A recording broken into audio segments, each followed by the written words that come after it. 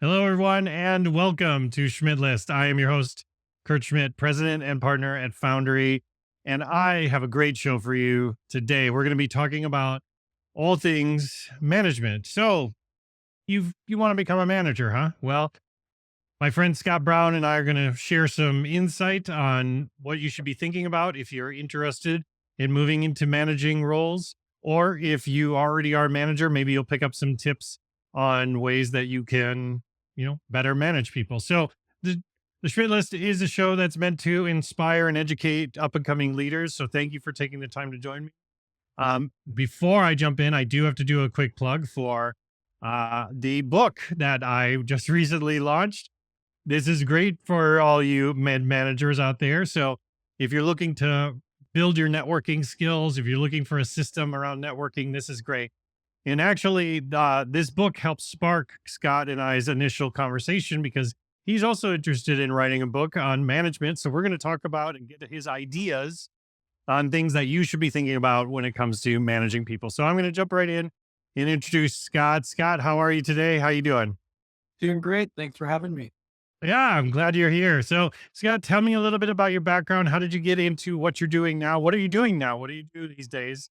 And tell me a little bit about your experience. Absolutely. So currently, I'm a senior executive director, Cherry Tree. We are an investment bank.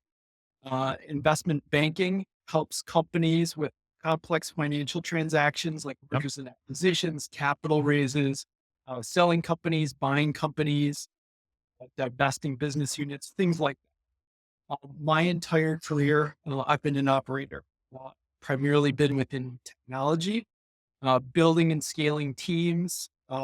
Most of my experiences within human healthcare. And so, I began my career as an individual contributor, writing software, moved into management, eventually took on executive roles. And over the last 10 years, I've held a number of executive roles within the technology space as CTO, CEO. I've worked for huge companies like Medtronic and Accenture that are multi-billion-dollar companies with uh, tens of thousands of employees distributed across the world, as well as had my own startups where I've been the only employee and I've been working with offshore teams, Yep. contractors, and so on. I've kind of seen both ends of the spectrum and the huge companies and the small companies, as well as been an individual contributor and you know worn every different hat, kind of along the way. And so, I think it's great that we're having this conversation because throughout my experience, I've seen a lot of people with a lot of talent trying to achieve a role that's not a good fit. And they want this validation to kind of move up within the organization. And I see a lot of people who want that validation, but that's not necessarily the right role for them. And they don't understand that as you move up in the organization, the skills that you need to be successful in those roles are very different. Just because you're a good individual contributor doesn't necessarily mean that you'll be a good manager or a good director or a Sure. good executive. And Well, where we see that, Scott, a lot is that some or many organizations, the only options for moving up, as it were, I'm using finger quotes here, is management, is managing people. That is now, not all places are like this, but traditionally, that's been sort of the path that people go on, right? You're a great individual contributor. Now it's time to make more great individual contributors, right? And that's how the company might look at it. So you and I've been in this place before where I've promoted people who are great individual contributors who seemed like they were into the idea of managing people, and then it turns out that that was not a great fit for them at all. So let's start from the beginning, Scott. So if let's say I'm considering a role in management, maybe one hasn't necessarily been offered for me, but maybe my company has that and that's an option. What are some of the questions I should be asking myself before I start going down that path with more confidence? yeah, I think that's a great question. And I think anybody who's looking to take on a new role is going to want to do some due diligence. right? They're going to want to understand what that role is, what the success criteria, what the day-to-day operations look like. And if you're working with your boss and there's this opportunity, um, I think one of the first things that I would do is see if I had the opportunity to shadow somebody who's in that position. So being able to understand what they do on a day-to-day basis, challenges do they face, there's probably a good chance that that person was in your role previously, Sure. being able to get perspective on how the roles are different. One of the things that I think surprises people is like when you're an individual contributor, right, there's a lot of hands-on work. Let's assume that you're an engineer, right? Being able to write software, test, and hands on the keyboard type of work. In your management, there are a lot of meetings. Do your work through meetings. Yep. It's not necessarily bad, but there's a lot of communication that needs to go on, coordinations, decisions, gathering information, uh, distributing information, and so on. And that's part of the role. So Yep. understanding kind of the core business, kind of that core technology is important when you're an individual contributor. When you move into management, now you have to rely on people's expertise. And there are only so many hours in the day, Yep. so much that you can do as a person, being able to understand how those roles are different, what they do in the day to day, the challenges they face, what they like about it, what don't they like about it.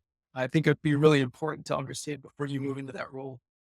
Yeah, because that's a good point because you lose a bit more control over your world as you move up there because like you said, you're relying on the threads between you and your peers more and more as you're going up because more and more people are segmented, right? So you might be director of engineering, but you also have director of marketing and director of sales and all these other people that, you might think, well, the more I move up, the more impact I can have on the organization. Yes, that's absolutely true. But to your point, it's about that impact comes from how well you can communicate and manage across and manage up, more so than just being able to manage the team.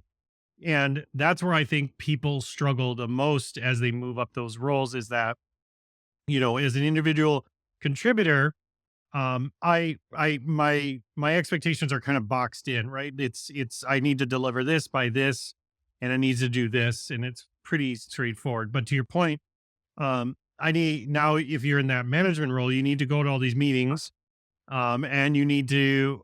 It's really kind of you're self managing a lot more. Nobody's really lording over you as much to make sure that you're getting your stuff done and that you're working well with those groups because as the representative of that group of that team or whichever how you communicate and how you work really speaks for the efficiency of that team as well so the accountability and responsibility scales up very quickly, right? Absolutely.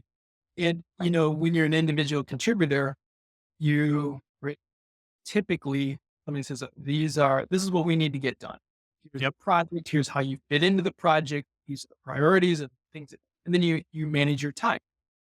So you take your work direction, responsible for your efforts, and you execute based on the plan.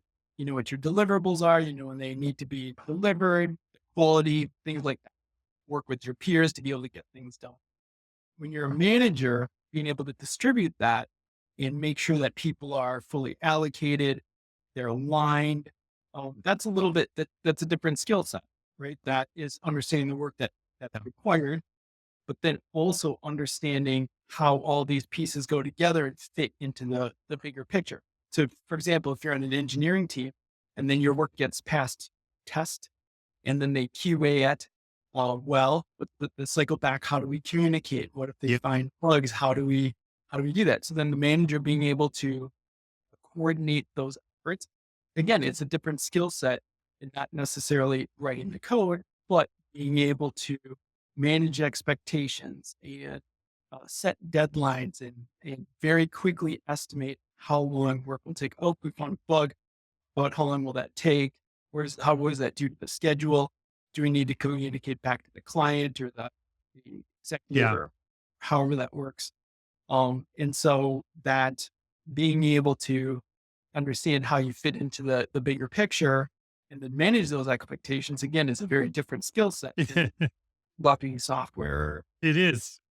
It is. Well, and that's the one thing that I see more often is because you have to be that decision maker in a lot of those cases. You have to be the person who is taking accountability and responsibility for decisions for the team, right? So it isn't necessarily because where I've seen these people who move up from individual contributor role to manager role think now I'm in charge of the work, right? And it's like, but not in the but they fall back on what they're good at, which is the execution part, right? So okay, actually, well, let me get in the code and let me fix the code and do whichever versus giving direction and then holding people accountable for their ability to do it. Because a bad manager, they might think they're helping by just getting in there and fixing the things, but they need to be managing those people either up or out of the organization. Like if you're not if you're not executing on that stuff, it isn't your job to come in and save the day, which is what I see a lot of people do. And then guess what? They get really burnt out and they get frustrated very quickly and they go, this job doesn't feel good. So they're kind of doing it to themselves, right? Right. Well, and I think that that's a really important, you know, they if you don't know better, right, or you don't know what that role entails, or you don't know how to be successful, Yeah. that person's not being set up for success. And one of the things that I would do, somebody who's interested in getting into management, typically, right, if we're having this discussion, oh, that person has the aptitude, they've got the skills, right, they've expressed an interest, right? So Yeah. we're kind of moving in that track. And what I would do is I would give them a couple assignments. And one of the assignments was an individual contributor assignment, and one was kind of a new assignment that had managerial responsibilities, right? So one was very much aligned with their current path, their comfort zone, right? It's something that they could do, it maybe be a stretch assignment, but it's very much aligned with being an individual contributor. The other assignment was in alignment with our career progression discussions, right? As we look at a managerial role and we kind of set expectations about what that entails and how that position's different, that assignment is aligned with that. It's different than what they've done previously, right? But these are skills that they need to uh, display to show that they're ready for management. So, Yeah. for example, like in Medtronic, you would perform in that role. And then once you're performing in that role, then you would get the title. And so what they didn't want to do is promote people into that role, have them learn on the job and then not succeed. See, that's where I've had people push back. So how do you answer this? Because I've had people say, well, I don't want to do the job until I have the title. Because then they feel almost, I mean, and again, this isn't this isn't me, but I've heard people say, they feel like they're being cheated out of doing more work for and not getting the responsibility, right? So what's your Yeah. answer to that, Scott? Well, it's not an assignment that goes on indefinitely. Right? Sure. So generally it's like time bound. There are clearly defined metrics. There's clearly defined period and so on. So for example, you know, through these, career discussions, these talent management discussions, you would identify opportunities where they could uh, demonstrate these skills. They could, step into a stretch assignment and so on. And so making that time bounding clearly defined, they're not doing this in depth, right? If they're there and they're performing, it's only natural that they take up the title. Yep. I think the concern is that when you people want to get compensated fairly for their work, right? And so if they move in there, it's kind of this safe space where they can try it out. They can see if it fits. They like the role. And again, if they're an individual contributor and they like to see their contributions by having the hands on the keyboard and producing code and getting that immediate satisfaction, great. In management, a lot of that gratification is delayed, right? You have Yes. to wait till the project is complete. You have to wait till it passes Yep. test. Wait until it gets to market and you get the positive accolades from customers, Yep. and you see the uptake and things like that. And so, you know, I think that, one of there's kind of this challenge where you have that side. And then Okay. the other, so let's say you move somebody into that position and it's different than and they now have that title and they're not performing at that level and they don't want to perform at that level. So now that they've experienced that, that's a very difficult situation because they're probably a really good employee. They probably can contribute in other ways, but now that they've moved into that role, they're performing. Well, what are your options? Demote them? You get them to leave the organization? Right. Those don't Yeah. It's seem hard to like go backwards. it's hard to go backwards. And it's one of those things where if somebody takes a risk as a manager, I don't want to punish them, right? If No. you take that risk, Yep. you're doing it intentionally, you're managing the risk. Uh, you want people to be able to operate in a safe space and say, oh, well, if you took a risk and it doesn't work out, well, then you're going to get punished. Nobody likes that. That impacts morale and so on. And so being able to carve these opportunities out, make them time bound, clearly defined, Yep. can, and say, hey, look, we'll set this up. If it works out, you're naturally in this position. So it makes sense to take the title to go on because part of being in management, right? You're a leader. And so being a leader, you want people to follow you naturally. Right. If people don't like you and they don't want to work for you and they're not going to do the work and it's a Yep. constant battle, Yep. that's not good either. Nope. The No. employees don't like it. The manager doesn't like it.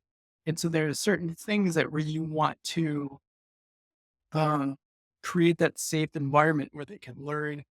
And then if it works, well, Yep. we'll take the title. If not, well, then let's reassess. I remember this woman that I used to work, and she was adamant that she wanted to be a manager, Yep. adamant about it. And she had the skills. She did an excellent job. She was a great contributor. But in all of our discussions, she gravitated towards the individual contributor work. And moving into management, she didn't like meetings. She didn't like doing status reports. She didn't like attending the project meetings and the Right. planning and so on.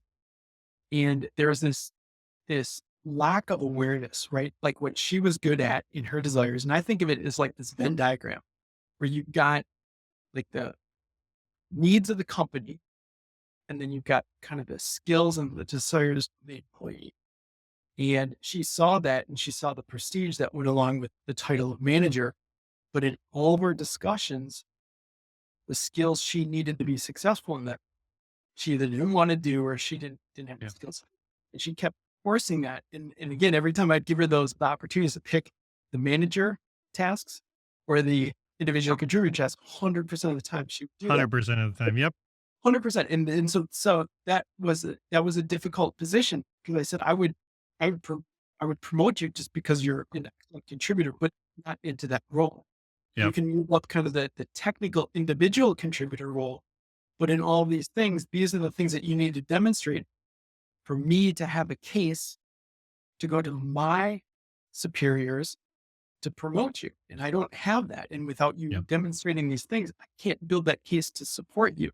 And I can't do it unilaterally. I can't, because within a large organization, you need to build alliances and you need to build support. People to see you demonstrate those skills. Yep. Yep. And I've had people say, well, I've been here for so long, so I should just be moved up to that role, like a tenure thing. Right. And I've challenged people exactly what you've done. And I've gotten thrown back in my face to say, well, I'm not into all that politics. That so politics, whether you like it or not, is part of any business. It's part of relationships, and there are politics involved in everything. And whether are an individual contributor or you're the CEO, there are politics involved. Yeah. Well, people don't like that. That that's the reality. And it's not politics as in kind of like With a backstab. negative connotation, right? It's just everybody has their own motivations, right? Everybody wants to advance in their career and to be rewarded and to be recognized.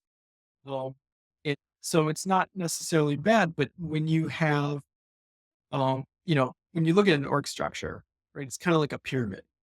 And so to kind of move up into those roles, there's competition. And for an organization to be successful, you want to make sure that everybody in that organization is contributing, pulling their weight. Yep. uh, Larger, you want people to work together, Right. right? And so if you're saying, oh, well, like, since you've been here, we're gonna move you up. Well, there's a book called The Hard Thing About Hard Things. And Horowitz, what's his name? Uh, from Andreessen Horowitz, he wrote the book, Yep. and he talks about they were transforming the company and they're going through this really difficult period.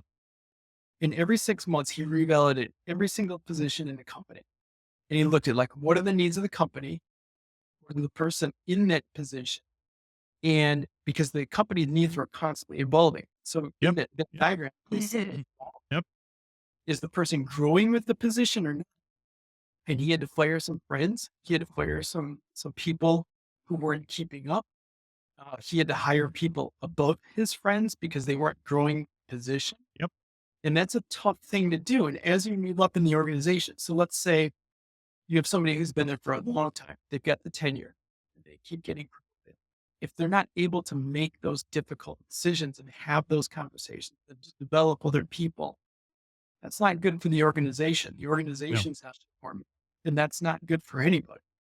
No. Well, to your point, the problem I see is that most people are not that intentional when it comes to they kind of they don't set ground rules on what good managers look like and what they do and what their activities are and all those things to then be able to hold those people accountable to those thing, right? So you like they say you can't manage what you can't measure, right? And so people will immediately look at things like OKRs and all of that stuff, but that's not the whole story, right, Scott? Right. No, that's absolutely right. And so I think if you look at like the individual contributors, a lot of times they're being told what to do. Yep. This is what we need to get done. Well, Yep. they're not telling them how to write the software, but they're saying we need software that works like this, right? Yep. They've got a pretty clear roadmap usually. Exactly. And then you get the managers directing that work. Here's the priority. Here's how we're going to work. We're going to track our progress plan. You've got the directors. So at the director level, now you're a layer removed from that, right? So you're managing managers, right? So the managers have direct line of access to the people doing work. Now, when you're Yep. managing managers, right, you now have to motivate and align that layer above the people who are actually doing the work. Right. And so those folks, right, they're being more strategic. They are being more intentional. We're looking further out in the planning. And then, kind of at the executive level, right, they're making sure that the right battles are being picked, right? So Right. their compensation and their motivation is making sure that the company's going in the right direction. Yep. Right? Yeah, the manager is saying, well, this is what we need to accomplish, right? So when you look at businesses and you look at getting new clients, um, whatever the vision of the company is, whether that's growing the customer base or moving into a new market or so on, if you see an opportunity and you say, we know that there's an opportunity within this market, well, how do you monetize that? Like, how do you capture that? Well, develop a product or a service to then go after that. Yep. Those executives are typically the ones who have to determine what that looks like or how they Yep. do go to market. They present that to the directors who will then manage the managers to then get that work done. But the executives have to make sure that they're picking the right battles, they're moving in the right direction, and so on. And that's very hard, and that's a very different skill set. Yes. Being able to do the analysis and pick the right battles, and not just move in one direction. Well, it's that confidence and experience, right? Because again, they have to have the experience to say, this is the right direction. This is where we're going to go. Or even if you don't know, you have to have the right experience to know, okay, I know when to pull the nose up if it seems to be going down or things like that. Because again, you've had that experience, you've chewed that dirt, as it were. In whereas in a, as you mentioned, an individual contributor role, you're driving a little bit more by the hood of the car than further down the road. So I think to your point, it's good if you are an individual contributor that wants to move up, you need to start looking further down the road and understand how those decisions are being made, why those decisions are being made, being a part of it if you can be, right? And because I've promoted people over the years where, they're like, well, if I just had a seat at the table, I'd be able to help with this. Okay. And then, 9 months later, they're like, how do I get out of this table? I'm in these Right. meetings all the time. I'm not getting anything done. And I'm like, welcome Yeah. to what you have done this to yourself is what you've done. And Yeah. I've been very fortunate to be able to have promote people that have done amazingly well and become executives themselves. And really, you need that person that's going to take the chance on you. Either way, even if all signs point to you're the right person, you do have to advocate for yourself. You do have to sell yourself a little bit internally, like you mentioned. You can't just have, especially if you're moving up in roles, you can't just have your department vote that you're a great leader for that department. The other departments are going to have to work with you, right? The other divisions, however a company's structured, you need to have a relationship with those folks as well. So, part of that internal networking, as it were, it comes in really handy when you're starting to build that case for you as a leader in the organization versus maybe a leader in in a subgroup, in a small team. You need to have those relationships built. You need to have those votes cast for you. So let me talk to you about that, Scott. Right. So let's say I'm in engineering and I never work with marketing. And my relationship with sales is probably not great as at best. um, what's your suggestion for someone to start branching out and learning more about how the business works while still being able to focus on their job? Like, what are some ways you've seen that be successful? Yeah. I think that's a great point. So when you move up within the organization, your influence, span of control increases, right? The more cross-functionally you need to work. So within the engineering, right? As you move up, probably gonna have to work with marketing, customer success, sales, the other groups. And the more alliances you can have, better, make your life easier. Now, within any company, there's going to be tension, right? Everybody has their motivations, right? Customer success and support, they don't want bugs, but bugs are going to happen, right? Bugs that need to be addressed.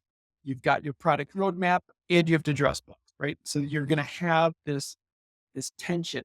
Being able to build bridges, to be able to um, address the needs of the organizations, understand their perspective, have empathy, the better it's going to suit you within your current role. And then as you move up, because as you move up within the organization, you start to have leaders with cross-functional responsibility. So even though you came up to the technical ranks, in the future, you may have responsibility for product or Yep. tech or support or whatever. And what you don't want to do is have those groups undermine you when you're looking at that promotion. Say, we will never work for that person because this one time 2 years ago, she yelled at us because Right.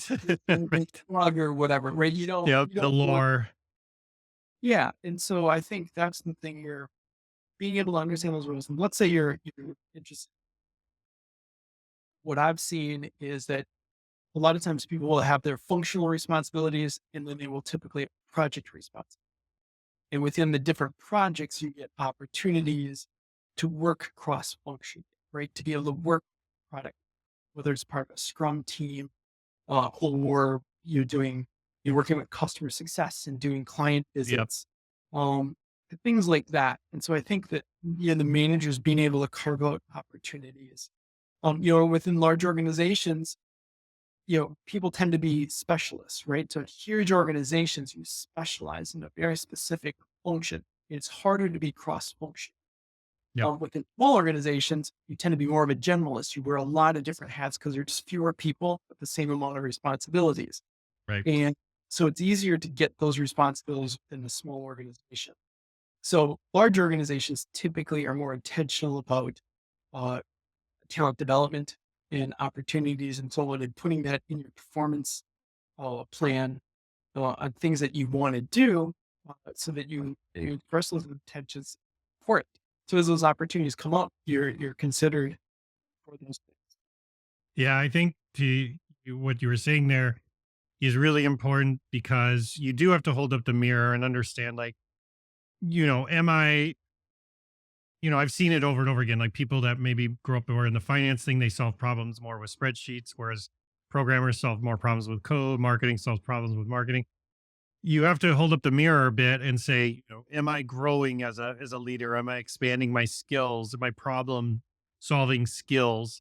Or am I constantly applying my individual contributor things that made me successful as an individual contributor because I'm afraid that I'm not as I don't understand these things as much, and moving into these areas, right? So those are things that can really stifle that growth. But I think exactly what you're saying, Scott, is that if you're not kind of doing this self assessment to understand where you're growing and how you're doing these things, because honestly, as a leader, of teams, when I was leading a large project management team, my goal was to figure out, not just how do I build the team, but how do I solve problems for sales? How do I solve problems for marketing? And I would go to those leaders and say, like, what things are you working on? Maybe my project management team can help you with those things. And I expected those leaders to be coming doing the same thing. What can my sales team be doing to better support your team? And that's what I think great executives can foster in a management team, is that they are trying to support each other versus build even tighter silos, which we've all experienced. And that's where innovation goes to die, really, and growth goes to die. um so so Scott, if you were to, you know uh we talked about being intentional. We talked about maybe setting some of those expectations up front. What are some questions that maybe you would ask in an interview if you were interviewing someone interested in moving it up into management? And I'm a leader. What sort of questions would you tell me I should be asking people? What are things that you found success um, in that sort of format? Yeah, I think that's a great question. Well, I typically like to do behavior based interviewing, and show me that this is what you want to do, right? You may want this role, and if you haven't had that role in the past, that's fine. But show me that you have the ambition and the desire to do this, Yeah, and and now you and understand it, right?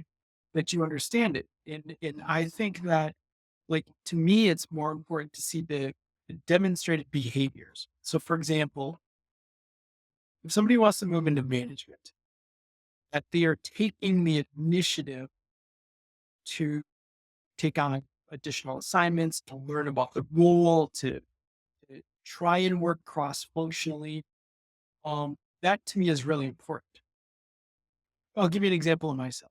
When when I was at Digital River a long time ago, uh, I um, I did a lot of work with the sales team, and Yeah, sales team, right there in the field, and they were talking to customers, and they'd come back and say, "We got to build this," and and so part of my job was taking all this feedback, disseminating it, and then picking specifically what we're going to do, and then having to manage the expectations why we were doing certain things. And so I had set up time with the our sales leader. We were talking, and I wanted to understand how they did their job. And so he had all of his sales folks read two books. And one was selling to Vito, and the other was called spin selling. And Yep. both methodologies that he subscribed to. And so this was kind of like their playbook or their framework. Yep. And so I asked for copies of the books, and I read books on my own so I could understand like how they were approaching these customers, why they were uh, like how they were getting the feedback, why they were doing the things that they're doing, and so on. And it helped me better understand their roles, right? And help me better work with them. And so I think that the higher up in the organization go, people aren't telling you what to do. You have to know it. Yeah.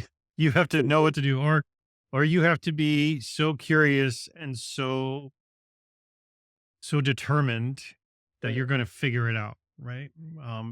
That, that's absolutely right. And so, like when you're the CEO, you need to make sure the ship's pointing in the right direction. Yep. There's this one currently working with the CEO, and their core business was based on this technology that at the time was very forward looking, very revolutionary. And they built their whole business around this core technology. As time went on, this technology became more and more commoditized. So their customer base was able to get similar functionality through other means, through other software that they have. So now they have this business that's based on this kind of legacy technology. They've been able to develop other products and other revenue lines and so on. But a majority of their revenue still comes from this. You see this decline, right? Sure. In the marketplace, or he sees it. Now, the individual contributors don't necessarily see that, right? Because they're continuing to build the product, and they're deep down in the weeds. So they're coming to him with saying, I want to develop my career and I want to do this and I want to do that. Well, that product is a sinking ship, right? That's not the future of the company. So you've got this employee tension saying, well, this is a straight path. We're going down this road. Well, that road ends, right? It's eventually going to end. Something has to give. So they need to develop new lines of business. They need to figure out what to do with this core business. And so, do they sell the business to somebody else? Do they divest this one business unit?